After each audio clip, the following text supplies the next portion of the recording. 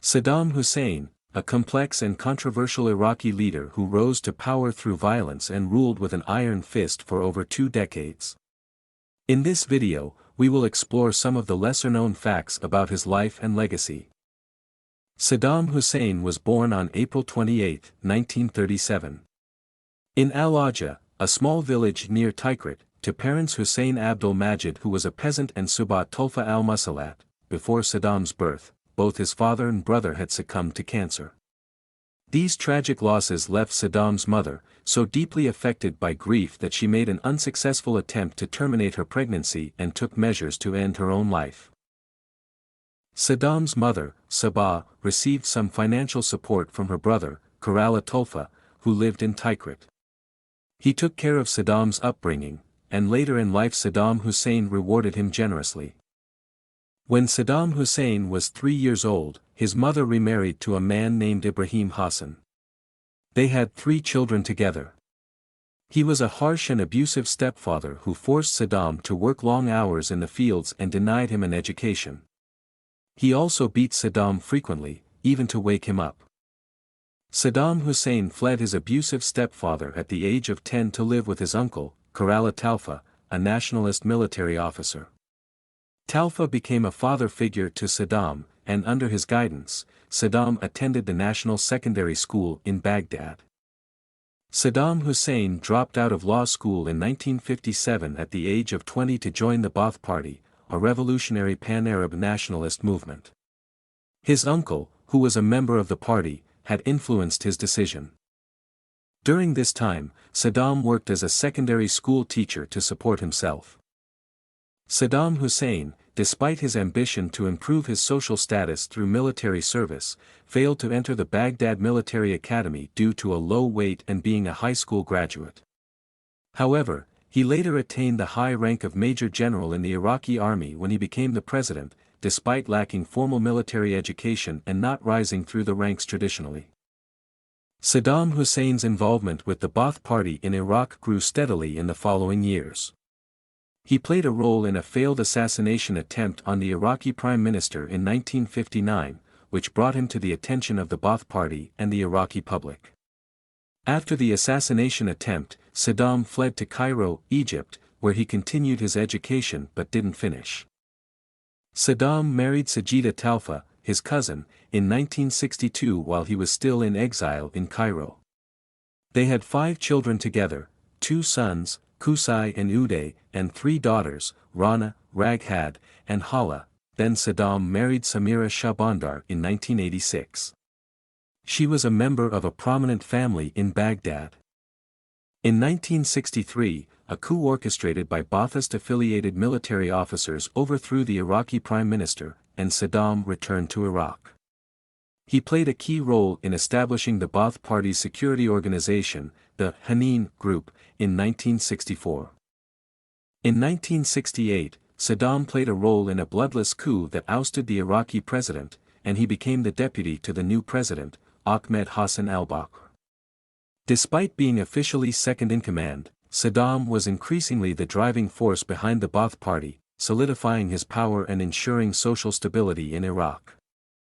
Saddam Hussein rose to prominence in Iraq in the mid-1970s, becoming the strongman of the government and the de facto leader of the country some years before he formally came to power in 1979.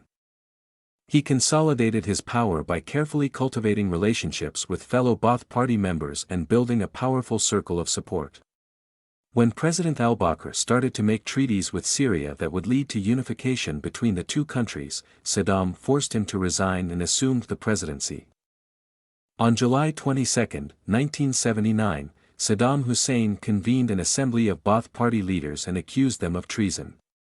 He had Mohi Abdul Hussein read out a confession and the names of 68 alleged co-conspirators, who were then removed from the room and taken into custody. The remaining party members were congratulated for their past and future loyalty. The 68 people arrested at the meeting were subsequently tried together and found guilty of treason. 22 were sentenced to execution and shot by other high-ranking members of the party. By August 1, 1979, hundreds of high-ranking Ba'ath Party members had been executed. This event, known as the 1979 Ba'ath Party Purge, was a major consolidation of power for Saddam Hussein. It eliminated his potential rivals and sent a clear message to the rest of the party that he would not tolerate any dissent. Iraq invaded Iran on September 22, 1980, starting the Iran-Iraq War. The war lasted for 8 years and resulted in approximately 1 million casualties and financial losses estimated at $400 billion. It ended without a clear victory for either side, with both parties accepting a ceasefire. Iraq's initial gains were countered by Iran's human wave attacks, and by 1982, Iraq was on the defensive. The war was initially supported by various countries, including Arab states, the US, and Europe. Saddam Hussein received financial and military backing from these allies, despite using chemical weapons against Kurds and Iranians and pursuing nuclear weapons. The hostilities between the two countries continued until August 20, 1988. The war ended with UN Security Council Resolution 598, which was accepted by both sides. At the war's conclusion, it took several weeks for the Iranian armed forces to withdraw from Iraqi territory and return to the pre-war borders defined by the 1975 Algiers Agreement.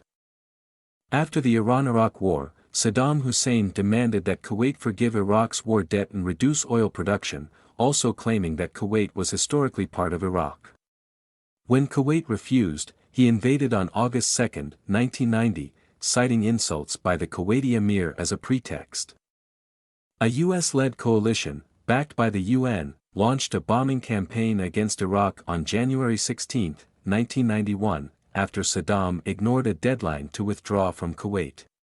In February 1991, a ground force, primarily composed of US and British divisions, expelled Saddam's army from Kuwait and occupied the southern region of Iraq up to the Euphrates River.